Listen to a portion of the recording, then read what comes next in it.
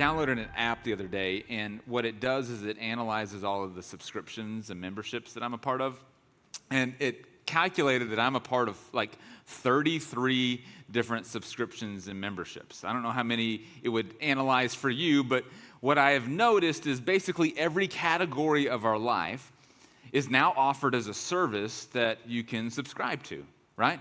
Your groceries, there's a membership that you can subscribe to, right? Your coffee, there can be a subscription service that provides coffee every single week at your door. Your dry cleaners, there are now subscription services for dry cleaners. I got my car washed last week. You can sign up and join a membership to be a part of a car wash subscription service. Everything, every kind of paid service is now a subscription service. Now, don't get me started on all of the entertainment options that we have available to us, right? We now have all of the different channels that you can subscribe to, all of the content providers that you can subscribe to.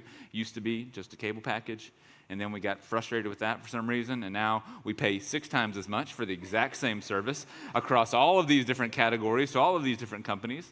And my guess is one day in the next couple of years, someone's going to be like, we should bundle all of this together and just charge one fee and you get access to all of these things, right? And then this app that I downloaded, I pay now a subscription for it to identify and help me cancel all of my subscriptions. Because the basic kind of dynamic is this. We see the world as products and services to consume that we believe is going to positively impact our life. And we're willing to pay some amount for that service, for that good, when it's provided to us, as long as the equation works. The cost evaluated over the benefit determines whether or not we maintain the subscription we have. Now, some of us, we have different evaluation metrics for the cost of certain things. We also have different evaluation metrics for the good or the service that's provided by these subscriptions.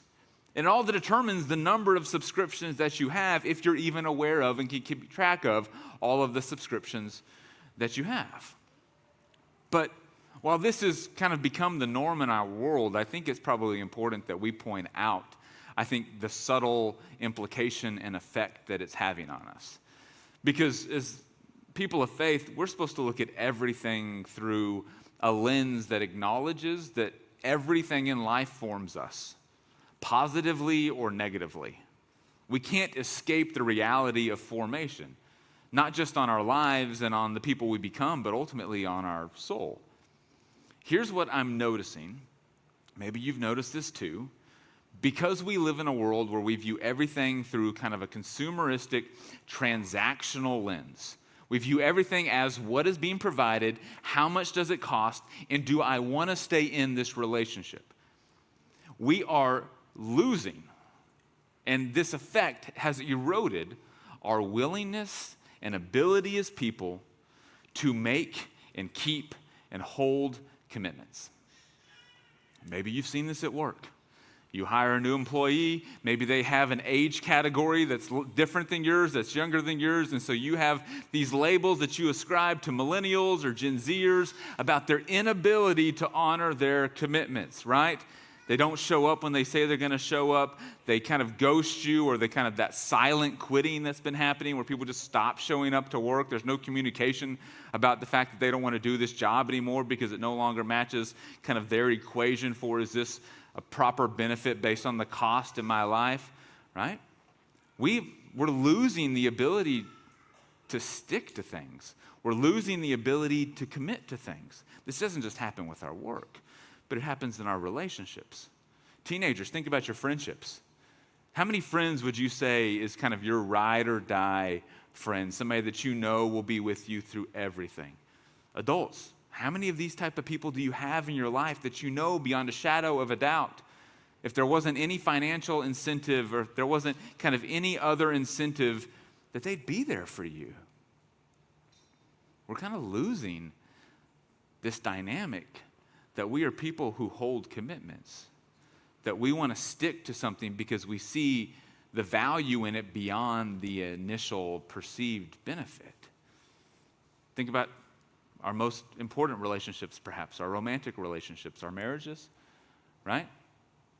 What was created and intended to be a covenant between two people has now evolved into a contract. And the moment somebody stops holding up their side of the contract, we go look for another party to enter into a contractual agreement with who we think will do a better job of honoring their contract, right? I mean, it's a little cynical, but I mean, at the core, some of this is what's happening. We've stopped being people who know how to honor our commitments. And this extends into our church world as well. It extends into our faith. The church, at times, can be viewed as a content provider, right? You download the sermons, you listen to them, and depending on how much they badger you about giving money to the church, you stay in a relationship until maybe you decide that you don't like the sermons anymore, or they're asking for money too often, and then maybe you move somewhere else or listen to a different pastor or whatever it may be.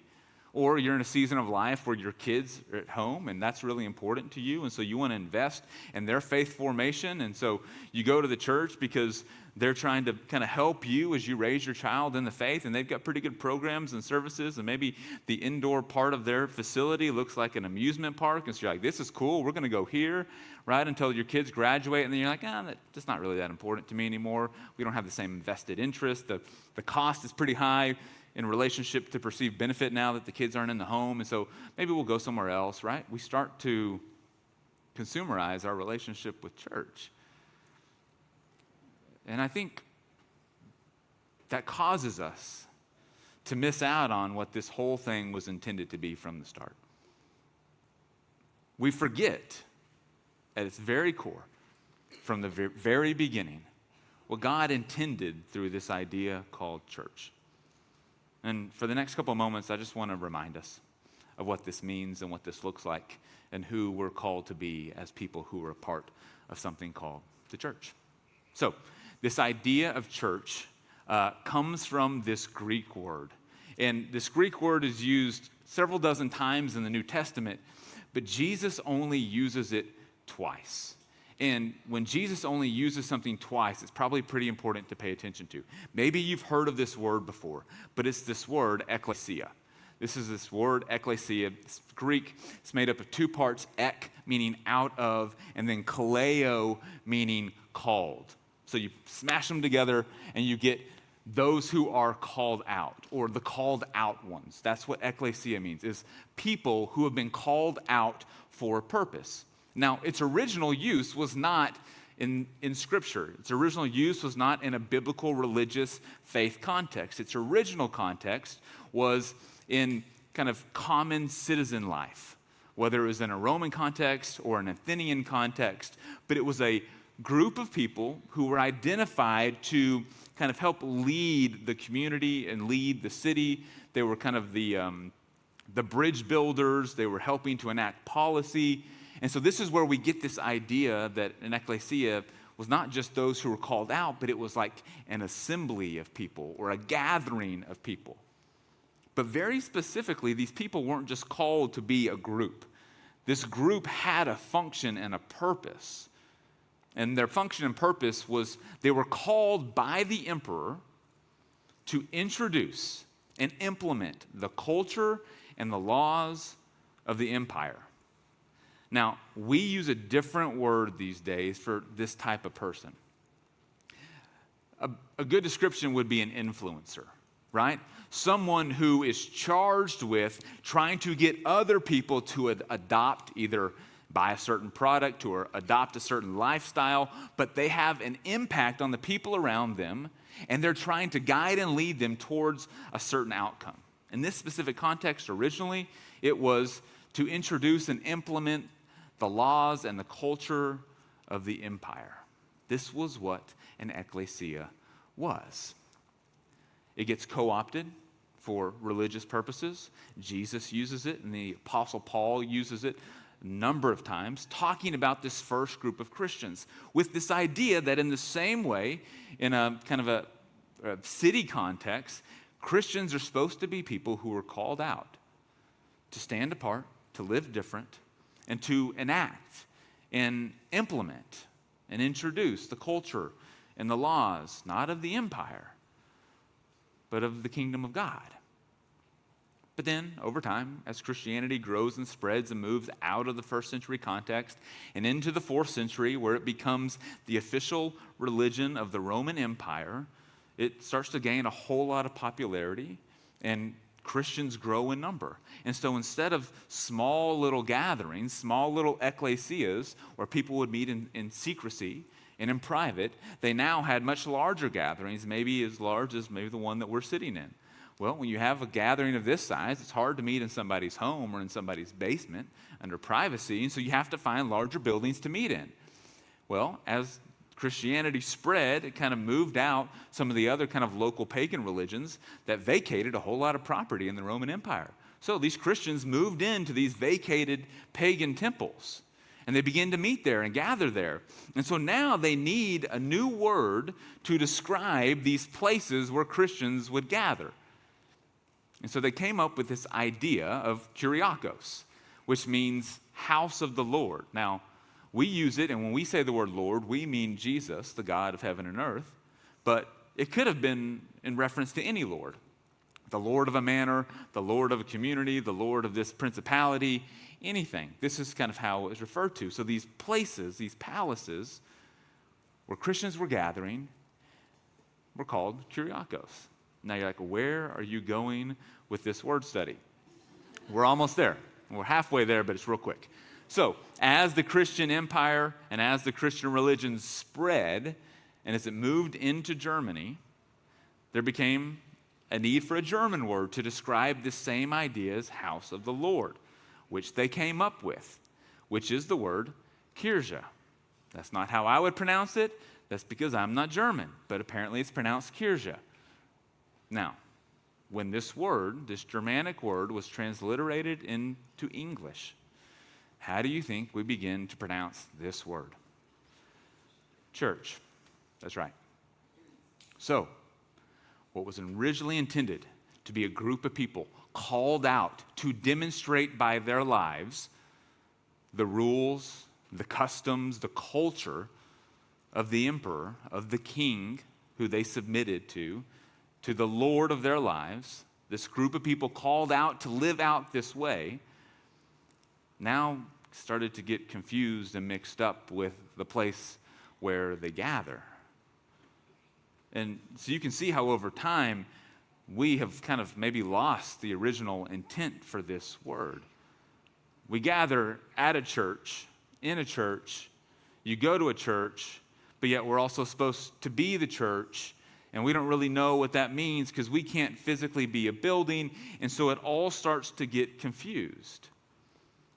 And so I think knowing a little bit more of this context, I think it's important for us to go back to Jesus' very first use of this word, because I think it's going to shed some light and a little bit of clarification on exactly what he intended for us to do as people who were called out.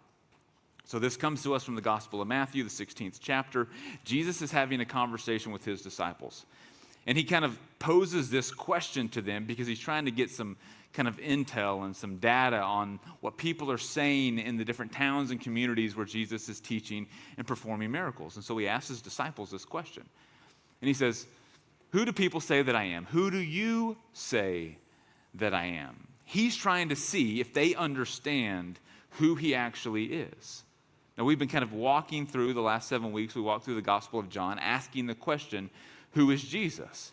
Because Jesus knows what we were trying to communicate was your answer to who Jesus is the defining question of your life. Because if Jesus is Lord, it should shape and change everything about the way that you live, the way that you act, your priorities, your values, your calendar, your spending, your voting. Everything should fall under the lordship of Jesus Christ. Well, Jesus is trying to see if, after all of this time with him, the disciples have clued into this, if they've caught on to this idea. So he asks them, "Who do you say that I am?" And then Simon Peter answers. He says, "You are the Messiah, the Son of the living God." In this moment, he declares, "You are Lord." This is kind of the first moment in the Gospel of Matthew where somebody kind of clues into what Jesus has been trying to show and to demonstrate, the reality of his divinity, the reality of his lordship. And so what Jesus says to Simon is like, attaboy. He says, "Blessed are you, Simon, son of Jonah, for this was not revealed to you by flesh and blood."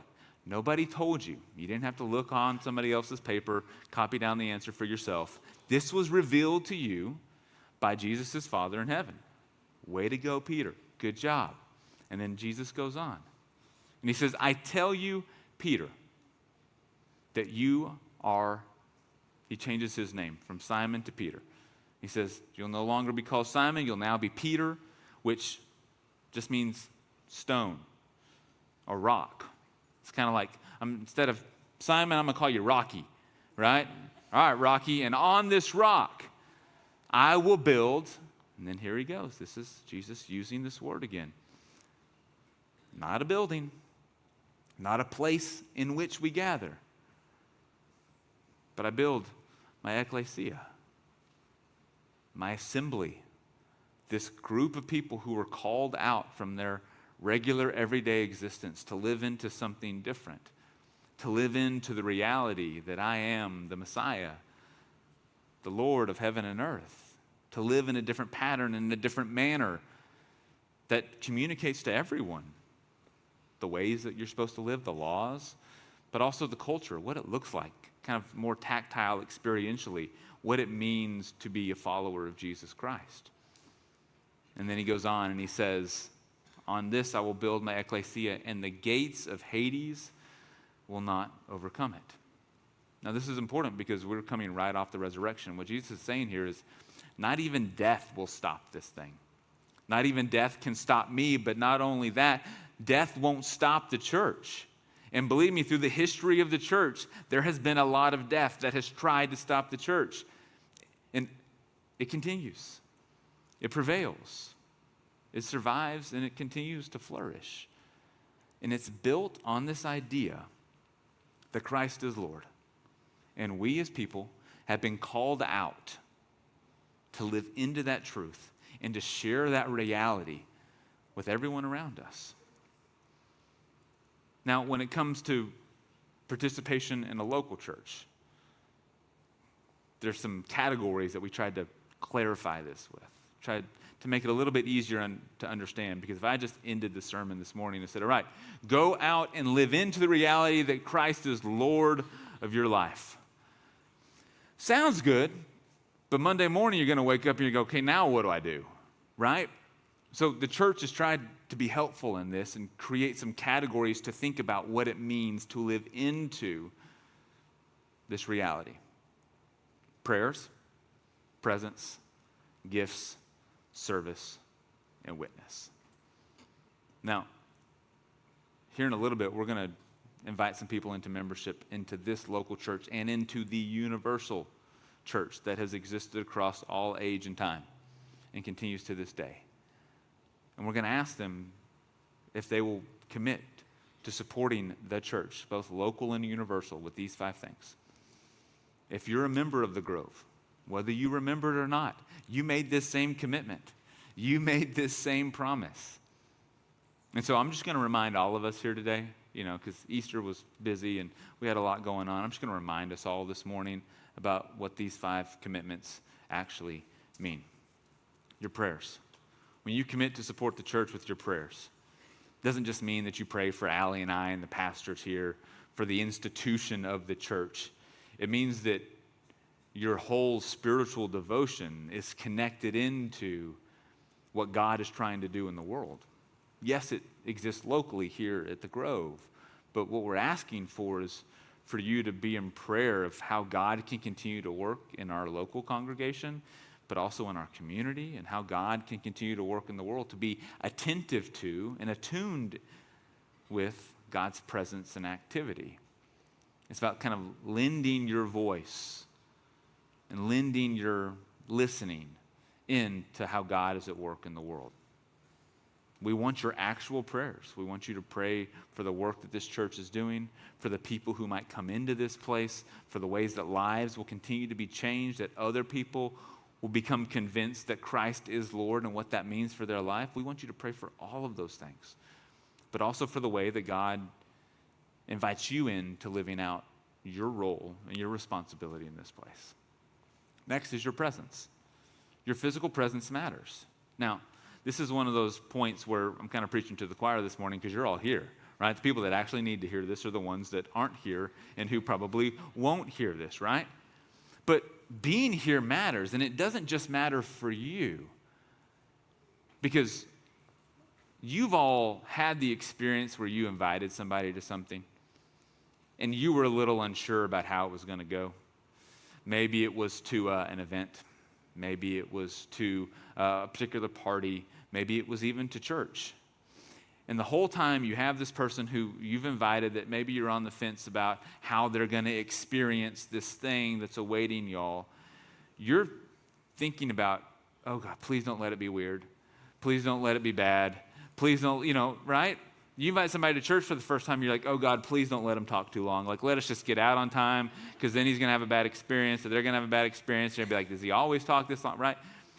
Let them sing songs that we know, right? You think about things differently because of the people that you bring in. Your presence doesn't just matter for you, but it matters for the people who show up and maybe they come alone or they come for the first time.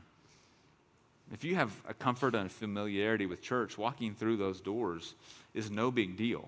That is not everybody's experience. There's oftentimes anxiety and trepidation and uncertainty when you walk into a new place, especially a new church, because you're like, what are they going to do? Are they going to talk to me? Are they going to make me stand up and identify myself? Are they going to bring me on stage? Are there snakes and fire? I don't know anything about these people, right? We have lots of questions as it relates to church. And just by your presence, you impact that experience. You know the number one response that we get from people who have been guests who now kind of become members of the church, what they say about their initial experience here? Everybody was so friendly. That's what they say.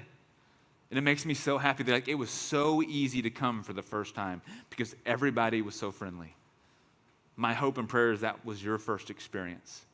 But this is why your presence matters, because this is how we create that same experience for everybody who walks through those doors. But you got to be here to do that. You can't be friendly online. That doesn't work. We don't have the mechanisms for that, right? That'd be a little weird. But you got to be here. And not just to church on Sunday mornings, but active and participating in the different ministries of the church. Ways that you can show up and then give of yourself. This is what leads us into gifts. This isn't just money. Although money is important. The church is a nonprofit organization. It runs on the generosity of all of you, on all of us, right? And so the ways that you give of your financial resources matter, but also the way that you give of your time resources and the way that you give of your expertise, right? This is one of the greatest ways that people can give to the church is, yes, we need people at the front doors smiling, welcoming, handing out bulletins. But if you have a unique expertise, if your expertise is hospitality, we want you to lend that to us. If your expertise is events, we want you to lend that to us. If your expertise is teaching, we want you to lend that to us. Now, I know about 40% of you, anecdotally, are lawyers. We're still trying to figure out a way to leverage y'all's best gifts, right? Thankfully, we don't have that many lawsuits, but, stay tuned. We're going to figure out a way to use your best gifts. Yeah, the Grove Church debate team, I don't know. We're working on it. But it's not just about giving money. It's about giving of all of yourself across all of the categories. The next is to serve. Service inside the walls of the church and outside the walls of the church. This is, I think, one of the biggest opportunities that we as a local church have to serve. And it's going to take all of us to figure out the best ways to do that. Here's what I can promise you, though. We are starting to redline in terms of capacity on how many kids that we can accommodate on Sunday mornings. Not because our building's too small, even though our building is close to being too small. That's another conversation a couple months from now, right? But we are starting to redline on our capacity to have kids in our spaces, to hear about the stories of Jesus. Why? Because we don't have enough people who volunteer to teach them. Now, here's what this means. We typically think, well, the parents need to teach them. Yeah. That would be awesome. We would love for you as parents to teach your kids. Or, if you don't want to teach your kids, to teach somebody else's kids. But what did we just promise and commit to as a church a second ago when we were baptizing Christian Wellman? We as a church are going to raise these children in the faith. I'm asking all of you to consider serving in Grove Kids, to serving in Grove Youth, to helping us raise the next generation in the faith. If we keep waiting for everybody else to, guess what they're doing? The exact same thing. If you don't have kids in the home anymore, you're still qualified. There's 2 qualifications to serve in Grove Kids besides a background check. The first, you have to love God. The second, you have to like kids. In that order. If you can satisfy those 2 qualifications and a background check, we want you to serve in Grove Kids. Guys, there's a role for all of us to play in creating what happens here on Sunday mornings and throughout the week. It's not just in Grove Kids. It's leading a small group, inviting people into your home so that you can talk about how to navigate life and faith together. It's serving on our hospitality team so that you can be the welcoming face when people walk in, whether it's on Sunday mornings or at one of our events. And then it's finding ways that we as a church can serve our community to make a difference in the city of Dallas. We know a couple of ways and a couple of agencies and partners that we work with.